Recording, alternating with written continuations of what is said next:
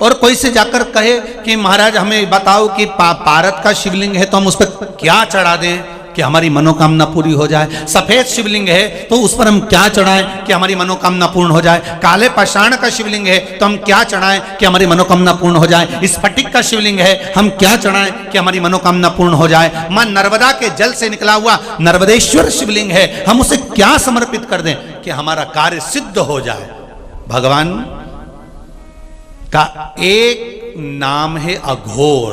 ब्रह्मा जी को दर्शन दिया, अघोर मतलब सिद्ध नाम, सिद्ध करने वाला, कार्य की सिद्धता देने वाला। और बहुत ध्यान से सुनना भाई नवेगांव वालों, फिर कहूंगा, अगर दिल में कोई बात है और आपकी वो कामना पूरी नहीं हो रही, बहुत प्रयास कर लिया आपने, कामना सिद्ध नहीं हो रही, एक लोटा जल, एक जल का पात्र लीजिए, उस जल के पात्र को लेकर उसमें थोड़ा सा लाल चंदन डालकर बेलपत्री के वृक्ष के नीचे और देवादिदेव महादेव को चढ़ाना प्रारंभ कर दीजिए।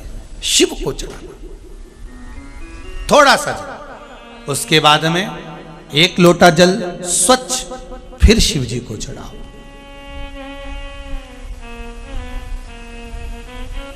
प्रयास करो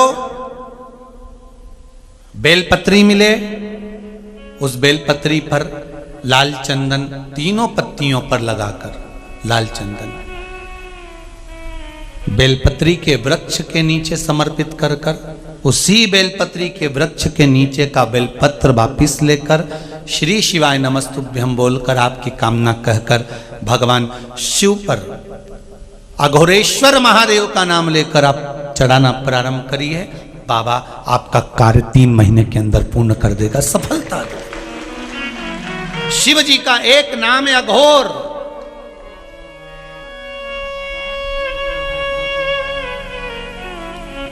ईश्वर, तत्पुरुष, शिव का एक।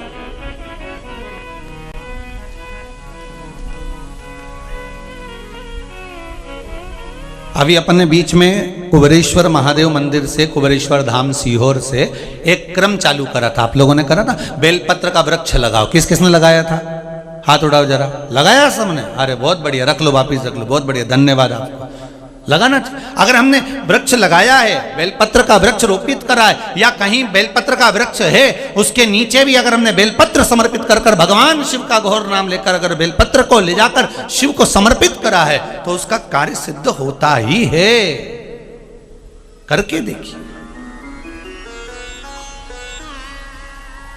भगवान शिव से निवेदन करके।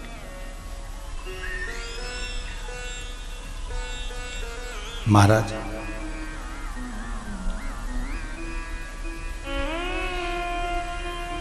भगवान शिव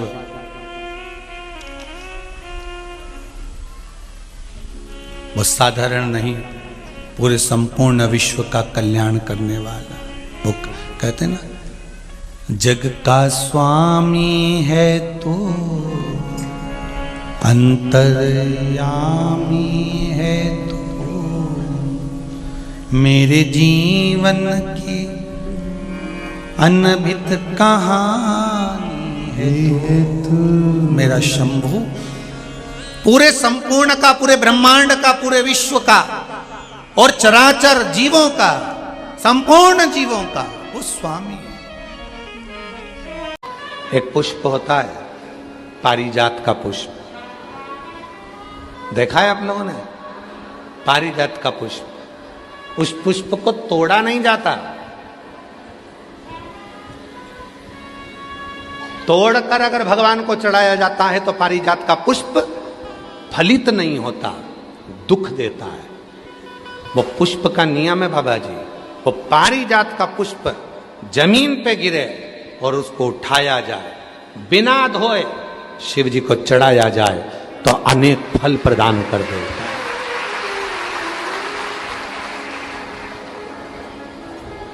बिना धोए।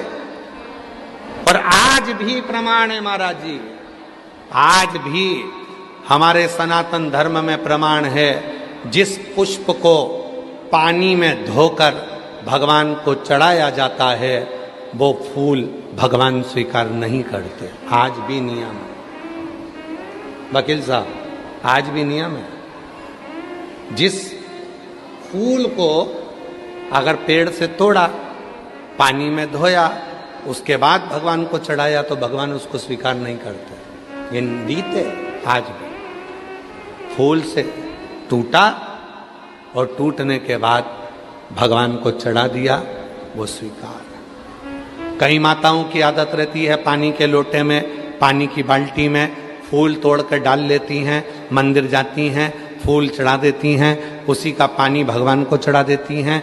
पानी में ही फूल पड़ा रहता है, भगवान को चढ़ा रही हैं। कई लोगों की आदत रहती है, वो सोचते हैं कि हम जा तो रहे हैं, फूल अलग से कहाँ ले जाएंगे। पानी के लोटे में, पानी की बाल्टी में फूल डाल लिए, तोड़ तोड़ कर पानी की बाल्टी में फूल डाले और शिव जी को जाकर चढ़ा दिए। शिव स्वीकार नहीं करता।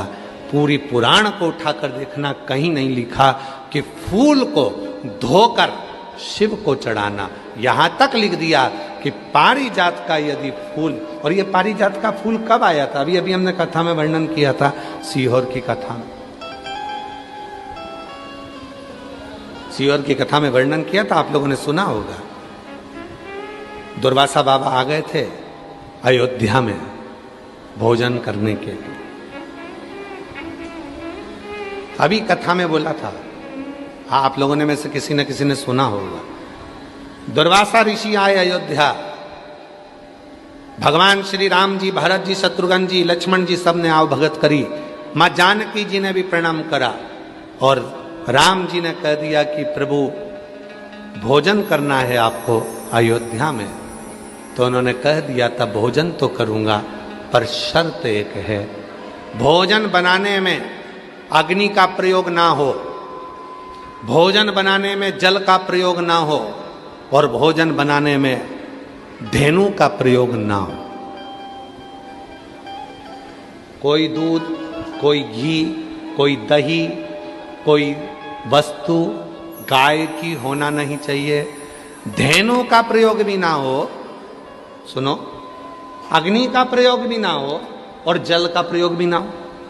अब हम चतुर्वेदी जी और अंबाला वाले आप दोनों की धर्म पत्नियों से कह दें कि बिना अग्नि का भोजन बनाना, बिना पानी का भोजन बनाना और बिना धेनु का भोजन बनाना बन सकता है? तो जीजी बोलेगी कि नहीं बन सकता। बेटी बनेगा ही नहीं। आप में से कितने लोग हैं जो बिना पानी का भोजन बना सकते हैं, बिना अग्नि का भोजन बना सकते हैं, बिना धेनु का भोजन बना सकते हैं, बिना घी तेल का? और राम जी से क्या कह रहे हैं दुर्वासा जी कि मुझे अगर भोजन कराना है तो बिना अग्नि का, बिना पानी का और बिना धेनु का। और दूसरा, मैं सरयू जी का स्नान कर कर आऊंगा और भगवान शिव की पूजन करूंगा, तो मुझे वो पुष्प ला कर देना जिस पुष्प को अयोध्या और संसार के लोगों ने कभी नहीं देखा हो। कभी नहीं देखा हो ऐसा पुष्प मुझे चाहिए अयोध्या में शिव जी की पूजन के लिए। दुर्वासा जी ने ये डिमांड रख दी। वो तो भगवान को धन्यवाद देना कि सीहोर वाला बाबा डिमांड नहीं रखता। दुर्वासा जी ने डिमांड रखी कि अग्नि में बना हुआ भोजन नहीं चाहिए, पानी से बना हुआ भोजन नहीं चाहिए, धेनु से निर्मित भोजन नहीं चाहिए, और वो फूल शिव जी की पूजन में चाहिए जो पूरी दुनिया ने ना देखा हो, पृथ्वी पर किसी ने नहीं देखा हो। वो फूल चाहिए, वो पुष्प।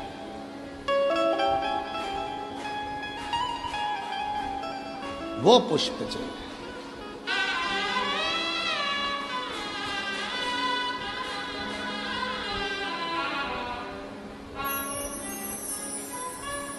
बहुत अच्छा है जो सीहोर वाला बाबा ज्यादा डिमांड नहीं रखता।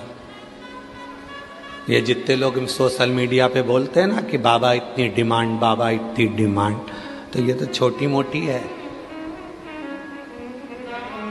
भारी डिमांड होना चाहिए। हल्के फुल्के थोड़ी ना है। विश्वनाथ जी के बेटे हैं, शिव के पुत्र हैं, कोई छोटे मोटे। अब राम जी चिंता में पड़ गए। राम जी के समझ में नहीं आया कि मैं ऐसा भोजन, सीता जी से पूछा तुम बना दोगी? सीता जी बोली बिना आगी के और बिना पानी के, बिना घी तेल के कोई भोजन बनेगा? पूरे अयोध्या में दिखवाया ऐसा कोई फूल जिसको किसी ने नहीं देखा हो। बाबा वशिष्ठ के पास गुरुजी ने कह दिया एक पत्र लिखो, इंद्र के लिए छोड़ दो। उस पत्र में लिखना 2 वृक्ष भेज दो, 2 वृक्ष,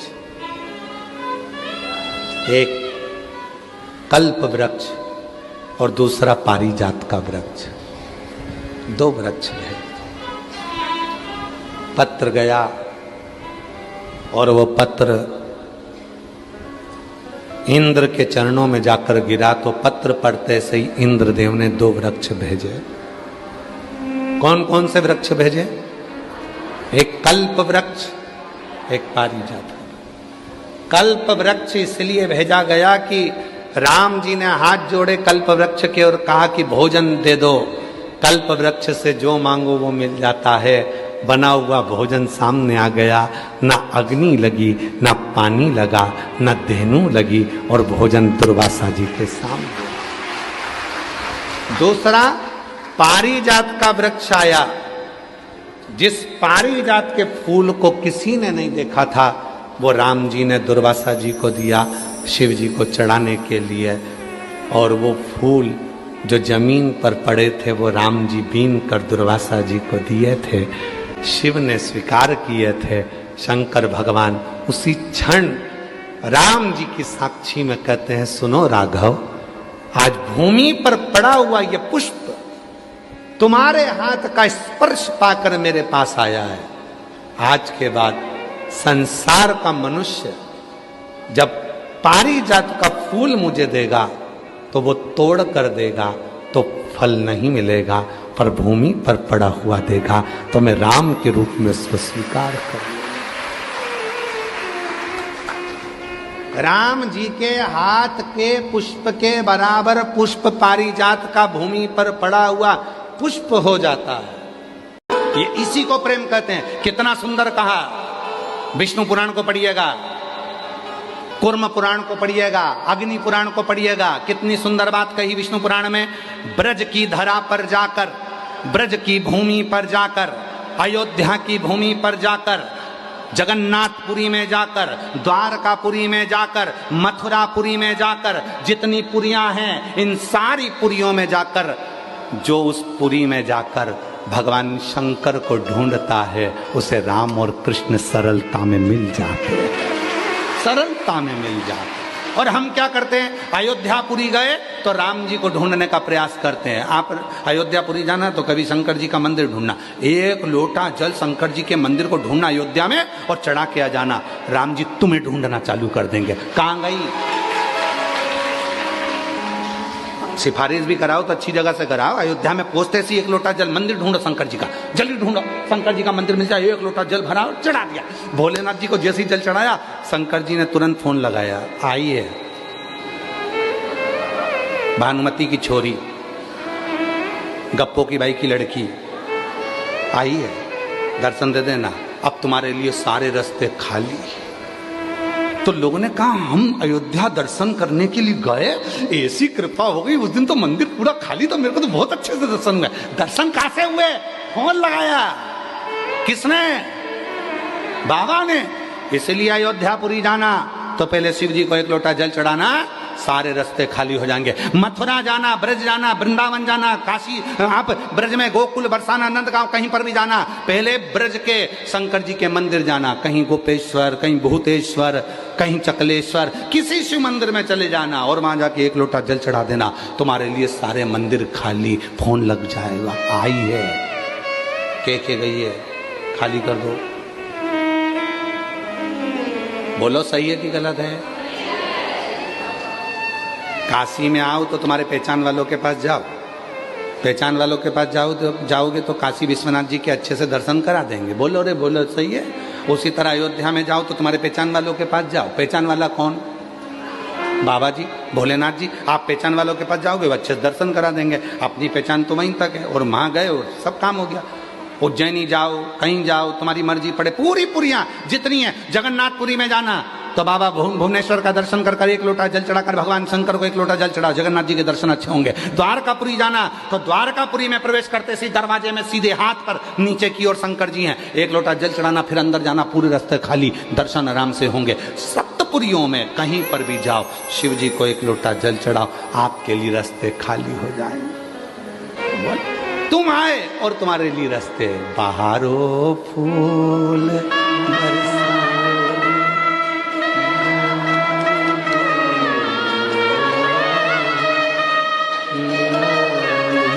अरे मेरा बाबा का भक्त आया है, मेरे बाबा। आगे क्या? रागनी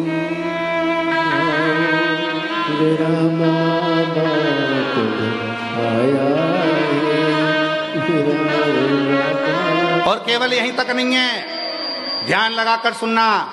जितने लोग विश्वनाथ जी की पवित्र धरा से कथा श्रवण कर रहे हैं उनसे निवेदन करना चाहूंगा, जितने शिव जी की कथा को श्रवण कर रहे हैं उनसे निवेदन करना चाहूंगा, ये केवल यहीं तक नहीं है। शिव महापुराण की कथा में वर्णन आता है, यहां तक हमारे शास्त्र कहते हैं, जब कोई भगवान राम जी का भक्त प्राण को त्यागता है, कृष्ण जी का भक्त प्राण को त्यागता है, विष्णु जी का भक्त प्राण को त्यागता है, तो बैकुंठ से विमान आता है। बोलो सही है कि गलत है? जम के तो बोलो, कहाँ से विमान आता है? बैकुंठ। तुम बोल क्यों नहीं रहे? तुम्हारे लिए अभी थोड़ी ना आ रहा है, तुम बोलो तो। जब भगवान नारायण का, भगवान ब्रह्मा जी का, भगवान राम जी का, भगवान कृष्ण जी का जब कोई भक्त प्राणों को त्यागता है तो बैकुंठ से विमान आता है, बैकुंठ से पार्षद आते हैं, वो लेकर जाते हैं। पर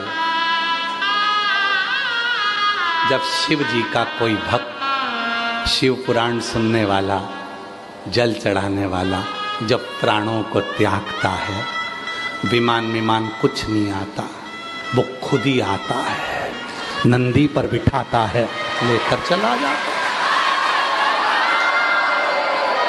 फिर किसी ने पूछा इसका प्रमाण क्या है? तो शिव महापुराण की विद्येश्वर संहिता को चालू होने से पहले शिव महापुराण के महत्तम में लिखा है, देवराज नाम का ब्राह्मण चोरी का धन लेकर शंकर जी के मंदिर में गया, चोरी का धन लेकर गया था, शिव पुराण की कथा सुन ली थी, शिव जी के मंदिर में गया था, बाहर निकला, प्राण छूट गए तो उसको लेने के लिए कोई नहीं आया, शंकर भगवान नंदी लेकर आए और उसको बिठाया नंदी पे, शंकर जी पकड़े नंदी को और चल दिए। तो इतने में इंद्र ने पूछा, बाबा ये तो चोर है और तुम इसको नंदी पे बिठा कर ले जा रहे हो? भगवान शंकर जी बोले, इसने शंकर जी के मंदिर में शिव पुराण की कथा सुन ली थी, इसलिए इसको नंदी को पर बिठाकर मैं लेकर जा रहा हूं। तो तुम इसको पैदल क्यों लेके जा रहे हो? के ये मेरा भक्त है ना, तो भक्त के लिए तो मैं पैदल नंगे पेड़ दौड़ कर आता हूं और अपने भक्त को लेकर जाता हूं। तो तुम्हें टेंशन लेने की जरूरत नहीं है रे, जितने भी है कोई चिंता करने की जरूरत नहीं, जितने शंकर भगवान की कथा सुनने वाले हो, जितने बाबा की कथा श्रवण करने वाले हो, कोई चिंता नहीं। लगन तुमसे लगा बैठे जो होगा देखा, तुम्हें अपना बना बैठे जो होगा देखा।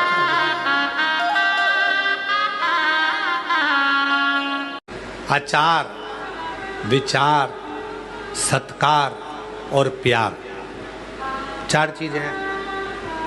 आचार, विचार, सत्कार और प्यार, ये चार चीजें जहां पर होती है वहां सब कुछ होता, सब कुछ। आचार, विचार, सत्कार और प्यार। आप जहां हो ये विचार कर रहे हो कि मैं जो भी कर्म कर रहा हूं वो श्रेष्ठ है, और कर्म करूं और परमात्मा को समर्पित कर करूं, भगवान का भजन करूं और समर्पित कर करूं, क्यों ना मिलेगा? कैसे ना मिलेगा? अब आप लोगों ने भी एक लोटा जल चढ़ाया होगा, उसी का फल यहाँ मिला। कहीं ना कहीं शिव कृपा हुई, बाबा की करुणा हुई, तो एक लोटे जल का फल तो मिला। और एक लोटा जल चढ़ाया तो उसका फल ये मिला कि आप यहाँ बैठे हो, और यहाँ बैठकर कथा श्रवण कर कर जाओगे तो उसका फल और मिलेगा। अब वो क्या देगा ये उसके ऊपर है। जब उसने यहाँ तक पहुँचा दिया, बिठा दिया, तुमको सुना दिया, तो फिर अब घर जाकर तुमको क्या देगा ये तो वही जान सकता है। और तेरी कृपा का क्या है भरोसा, कब किस पर हो जाए, जरा सी हम पर कर दो, जरा सी हम पर कर दो। जिस पर भी हो गई तेरी कृपा करुणा हो, भव पार हुआ, भव पार हुआ। पापी हो चाहे जितना उसका भी बाबा उद्धार हुआ, उद्धार हुआ। गिद्ध अजामिल गणिका जैसे तेरे मन को भाए, जरा सी हम पर कर दो, जरा सी हम पर कर दो। तो आचार विचार सत्कार, जहाँ सत्कार है, जहाँ आदर है, जहाँ सम्मान है, जहाँ एक दूसरे को आदर दिया जाता है, सम्मान दिया जाता है, सत्कार दिया जाता है, वहाँ सब कुछ है। जहाँ बड़ों का आदर ही नहीं है, सम्मान ही नहीं है, सत्कार ही नहीं है, वहाँ कुछ नहीं हो सकता। जिस सनातन धर्म में आप जन्मे हो, जिस हिंदू धर्म में आप जन्मे हो, जिस सनातन धर्म में आप जन्मे हो, उस सनातन धर्म का तुम सम्मान नहीं कर पा रहे, तुम उस हिंदू धर्म का आदर नहीं कर पा रहे, तुम अपने संस्कारों का सम्मान नहीं कर पा रहे, और सोचते हो कि हमें सब कुछ मिल जाए, हम अच्छे सिंहासन पर बैठ जाएं, हम राज सिंहासन पर बैठ जाएं, हमारी सत्ता हो जाए, हमारा वैभव हो जाए, हम राजनेता बनकर इतनी बड़ी कुर्सी के अधिपति बनकर बैठ जाएं। कभी नहीं बैठ सकते जब तक अपने सनातन धर्म का तुम सम्मान करना नहीं सीखोगे, जब तक अपने हिंदू धर्म का आदर करना नहीं सीखोगे, जब तक अपने माँ बाप का आदर करना नहीं सीखोगे, जब तक अपने घर के बुजुर्गों का आदर करना नहीं सीखोगे, जब तक अपने गुरुजनों का आदर करना नहीं सीखोगे, तब तक संसार में तुम ऊंचे पद पर, सिंहासन पर अपनी प्रतिष्ठा के साथ नहीं बैठ सकते। आदर करो, सत्कार करो। आचार विचार सत्कार और प्यार, ये चार चीजें चार स्तंभ की तरह होती हैं, चार स्तंभ की तरह। कितना सम्मान है आज के जमाने में, कौन सा सम्मान दे रहा। अभी अभी एक टीवी पर न्यूज चल रही है, अभी एक सोशल मीडिया पर चल रही थी, एक पिता हरियाणा में मर गया, प्राण छूट गया उसका, वृद्धाश्रम में रहता था, 3 लड़कियां हैं, तीनों को खूब पढ़ाया, कपड़े का मालिक था पिता, कपड़े का व्यापारी था, कपड़ा उसके यहाँ बनता था, और उसकी 3 बेटियां, और 3 बेटियां, और पिता मरा। पूरे सोशल मीडिया पर चल रहा है, पूरी न्यूज़ों पे चल रहा है, मरा पिता। तीनों बेटियों को सूचना दी, एक कहती है मैं दूर हूं, दूसरी कहती है मेरे पास समय नहीं है, तीसरी कहती है मैं आ नहीं सकती, और पिता का अंतिम संस्कार कर दो, मुझे वीडियो पर दिखा दो, मैं देख लूँ ना। जिस बाप ने बेटे की चाह ना रखी, जिस बाप ने पढ़ा लिखा कर तुम्हें इतने ऊंचे ओहदे पर बिठा दिया कि तुम्हें 1 मिनट की फुर्सत नहीं मिल रही है, उस पिता ने ही तो पढ़ाया है, उस पिता ने ही तो एजुकेशन दी है। और जो बात कहते हैं कि कावड़ का डंडा उठाने से क्या मिलेगा, कॉलेज जाओ, स्कूल जाओ, उस पिता ने भी तो कॉलेज भेजा था, उस पिता ने भी तो स्कूल भेजा था, पर पिता पढ़ाने के चक्कर में कावड़ का डंडा उठाने के लिए नहीं भेज पाया। और जिस दिन संस्कार अगर पिता दे देता, जिस दिन माता पिता के संस्कार उस बेटे को मिल जाते, उन बच्चों को अच्छे संस्कार प्राप्त हो जाते, पढ़ाई के साथ, एजुकेशन के साथ, कॉलेज के साथ, स्कूल के साथ, जब सनातन धर्म के लिए अग्रण्यता आती, हमारे धर्म के प्रति उसके अंदर भाव आता, तो आज वो बच्चियां भी अंतिम संस्कार के लिए अपने पिता के सामने खड़ी मिलती। एजुकेशन के साथ, पढ़ाई के साथ, शिक्षा के साथ में, कॉलेज के साथ में, स्कूल के साथ में, ट्यूशन के साथ में, कोचिंग के साथ में, जरूरी है आपके घर के संस्कार।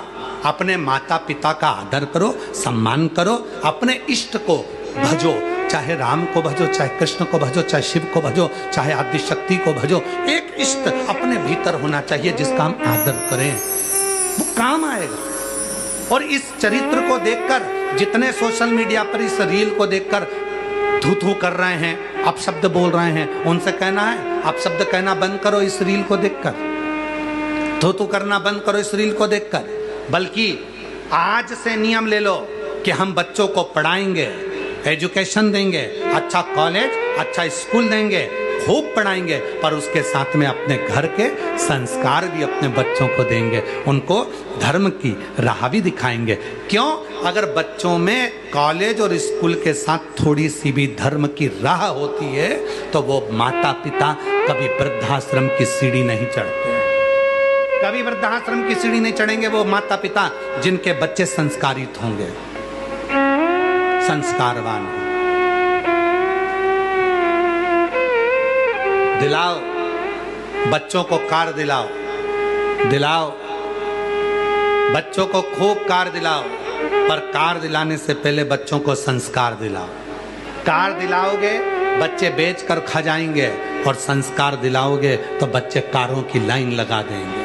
संस्कार दिलाइए। और वो संस्कार की कमी यही दिखा रही है, जब हमारे घरों में संस्कारों की कमी होती है तब पिता वृद्धाश्रम में पड़ा रहता है और प्राण छोड़ देता है। माँ, इंदौर की एक घटना थी जब माँ फ्लैट में पड़ी रही और 3 दिन तक नहीं मालूम पड़ा कि वो मर चुकी, और बच्चों को कहा तो आने को तैयार। ये संस्कार। अरे मत बुरे कर्म कर वरना पछताएगा, भगवान की आंखों से तू बच नहीं पाएगा, तू बच नहीं पाएगा।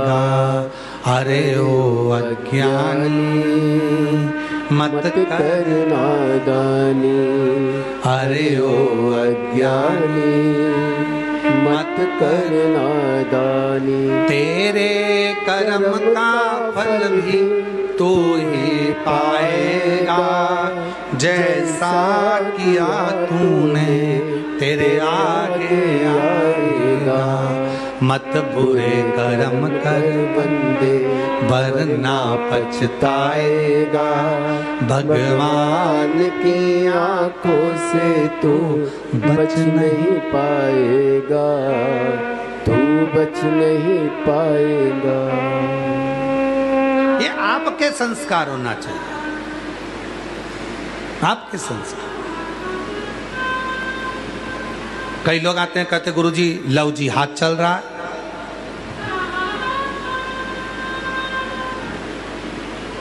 हमारी बेटियों को गलत गलत जगह पर लड़के फंसा कर ले जाते हैं। क्यों? किस लिए? कई लोग कहते हैं गुरुजी आप नहीं बोलते, गुरुजी बोलते हैं तो तुम गुरुजी का पुतला जला देते हो, गुरुजी बोलते हैं तो तुम कहीं ना कहीं कुछ ना कुछ अपशब्द बोलना चालू कर देते हो। गुरुजी उन तो तैयार बैठे बोलने के लिए, पर तुम गुरुजी के साथ खड़े तो हो, तो गुरुजी बोलेंगे।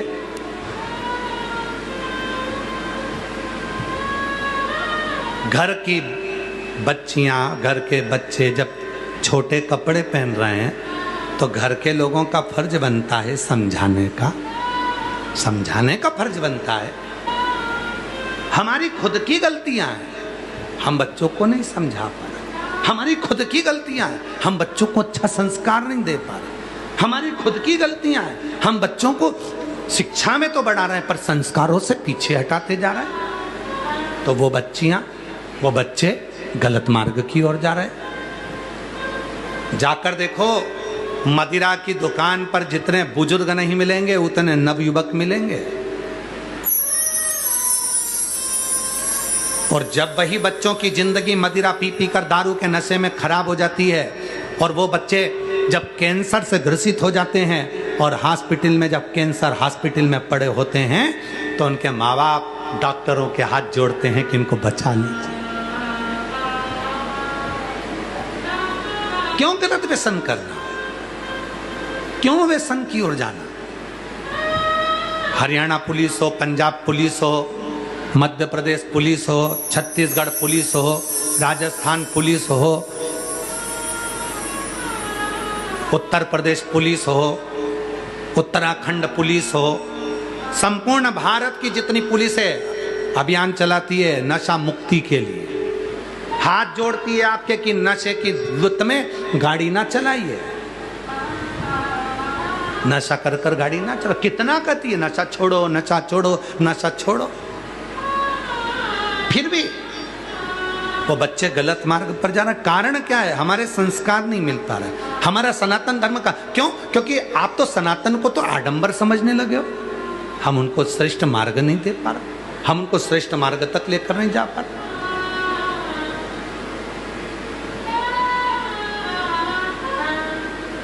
हे भाई, सत्य ये तीसरे नंबर पर है, आचार विचार सत्कार चौथे नंबर पर प्यार,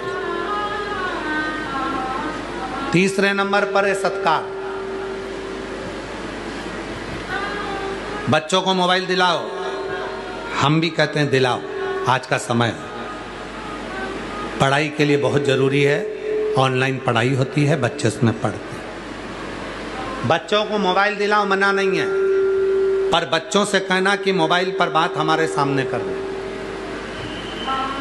जब बात करते करते बच्चे छुपकर रात को मोबाइल चलाने लगे, छुपकर बात करने लगे, तुम्हारे साथ बैठे बैठे तुम्हारे सामने से उठकर बाहर निकलकर चुपचाप से बात करने लगे, तो समझ लेना कि अब बच्चे गलत मार्ग की ओर चल दिए,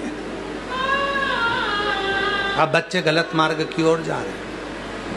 मोबाइल दिलाओ, अच्छी कंपनी का दिलाओ, अच्छा दिलाओ, बच्चों को लैपटॉप लगता है तो लैपटॉप दिलाओ, बच्चों को एजुकेशन के लिए जो लगता है सब अच्छा करो। पर जब वही बच्चे तुमसे छुपकर लैपटॉप चलाने लगे, वही बच्चे तुमसे छुपकर मोबाइल चलाने लगे, और वही बच्चे छुपकर बात करने लगे, माँ बाप के सामने बात करने में उन्हें डर लगने लगे, समझ लेना कि गलत मार्ग की ओर जा रहे।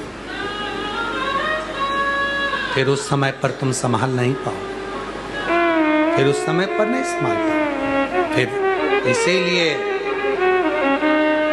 आचार विचार सत्कार और प्यार ये बहुत जरूरी है। जब सत्कार करना बच्चे बंद कर देते हैं, तब समझ में आने लगता है कि अब घर टूटने वाला। बंसल जी, आज के समय में ये जितने भी श्रोता बैठे हैं और जितने बाहर बैठे हैं और जितने ऑनलाइन सुन रहे हैं अपने अपने घरों में बैठकर, मोबाइल पर, व्हाट्सएप पर, इंस्टाग्राम पर, फेसबुक पर, जितने भी सोशल मीडिया पे सुन रहे हैं, मैं एक एक श्रोताओं से, जितने टीवी पर सुन रहे हैं और जितने यहाँ सुन रहे हैं, मैं सबको खड़े होकर पूछ सकता हूँ कि आपने कहाँ तक पढ़ाई करी है। बुजुर्ग माताएं भी कह देगी कि मैंने भी कहीं 8वीं पढ़ा होगा, 5वीं पढ़ा होगा, 6ठी पढ़ा होगा, 7वीं पढ़ा होगा। कोई कहेगा कि मैंने MBA करा होगा, कोई कहेगा मैंने ये पढ़ाई करी, कोई कहेगा मैंने ये पढ़ाई करी। आज के समय में हर व्यक्ति पढ़ा लिखा है, वो समझता है कि हमको अगर मंजिल तक पहुंचना है और आगे बढ़ना है तो हमें निंदा, बुराई, चुगली, इन सब से दूर हटना है और अपने लक्ष्य को पकड़ना है और आगे बढ़ना है। लक्ष्य अपना हो। अमृत कहाँ मिलेगा, ये पार्वती जी पूछ रही हैं। समुद्र में अमृत है। शिव जी कहते हैं अगर समुद्र में अमृत होता तो समुद्र खारा ही नहीं होता। मंथन समुद्र में भी नहीं। तो वो जो अमृत मंथन हुआ था, वो अमृत जो निकला था, वो क्या है?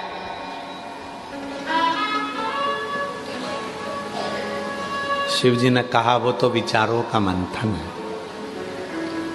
और विचारों का जब मंथन होता है तो उसमें जो अमृत निकलता है वो जीवन को सुख देता है।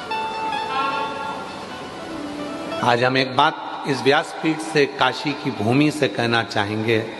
प्रत्येक पति और पत्नी को अपने कमरे में आने के बाद मोबाइल को टेबल पे साइलेंट कर कर पटक देना चाहिए। पति कमरे में आया, पत्नी कमरे में आई, दोनों के मोबाइल साइलेंट कर कर एक कोने में पटक दो और अपने अपने विचारों का मंथन करो। पत्नी के पास बहुत सारी बातें हैं जो तुमसे कहना चाहती है, पर तुम ऐसे हो कि उसकी बातों को सुनना ही नहीं चाहते। पति कहते हैं ये निंदा करेगी, बुराई करेगी अपनी सास की, ससुर की, परिवार की। ठीक है, किससे कहेगी वो? अपना मन हल्का करने के लिए अपने पति से ही तो कहेगी। अगर पड़ोसी से कहना चालू कर देगी तो तुमको काली मिर्ची लग जाएगी। कहेगी तो पति से। किससे कहेगी? कहेगी तो पति से। अपने केवल मंथन समुद्र का नहीं हुआ, मंथन विचारों का हुआ। विचारों का मंथन। बच्चों को क्या कराना है, कहाँ पढ़ाना है, उनकी एजुकेशन कैसी होना चाहिए, आगे का क्या करना है इनका। पर हम मंथन करते हैं तो दूसरों का करते हैं। सास ने ऐसा बोल दिया, ससुर ने ऐसा बोल दिया, तुम्हारी बहन ने ऐसा बोल दिया, तुम्हारे भाई ने ऐसा बोल दिया। ये मंथन नहीं चाहिए। मंथन में अपने लिए सोचो, अपने बच्चों के लिए सोचो, अपन कैसे खुश रह सकते हैं वो विचार करो। तुम सबसे ज्यादा बहू, किसी की भी अगर बहू होगी तो सबसे 33 कोटि देवी देवता में सबसे ज्यादा बहू माता पार्वती जी की थी। माता पार्वती।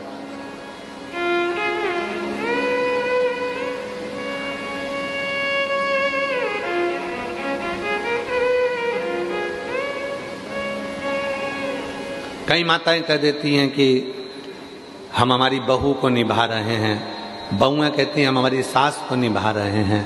मेरी जीजियों कोई किसी को नहीं निभा रहा, समय चक्र निभा कर चल रहा है और तुम उस परिधि के अंदर चल रहे हो। निभाना किसको कहते हैं? कभी विचार करना माता पार्वती जी की बहुओं को देखकर।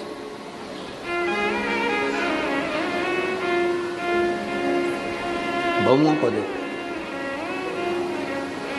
एक मां छठी रिद्धि सिद्धि, बहुओं का क्रम देखिएगा। 6 लड़कियां, जया, विषहरा, शामलीवारी, दौतली, देव, अशोक सुंदरी। दामाद,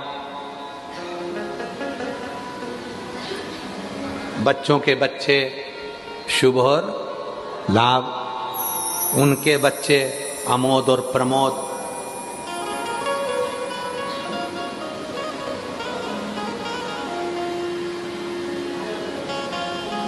फिर उनके बच्चे आनंद और कीर्ति। दादा परदादा बनकर भी अपनी बहुओं को निर्वाह कर रही है मां। क्यों?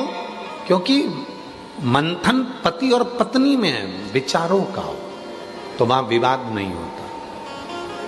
आपके यहाँ विवाद किस बात का होता है? विवाद का कारण क्या है आपके यहाँ? विवाद का कारण यह है कि मंथन आप दूसरों का कर रहे हो। पापा ने बोल दिया, मम्मी ने बोल दिया, उसने ये बोल दिया, उसने वो बोल दिया। मंथन अपना करो ना। कल अपने को क्या करना है, आगे कैसे बढ़ना है। बच्चों को एजुकेशन कराना है तो उसकी लाइन पकड़ाना है, उसको वो पढ़ना चाहता है, उसको पढ़ाना है। मंथन करो कि कल कमाई कैसे करेंगे, बच्चों को कैसे पढ़ाएंगे। मंथन वो नहीं है कि अपनी हिम्मत को हार देना, विष निकाल लेना, इसको मंथन नहीं कहा गया।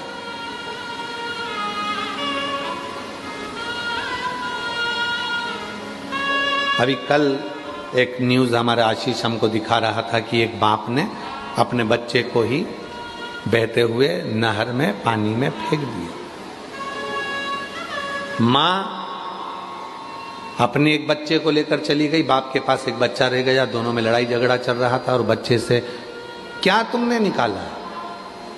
ये अमृत नहीं है, ये विष है, इसको अमृत नहीं कहेंगे।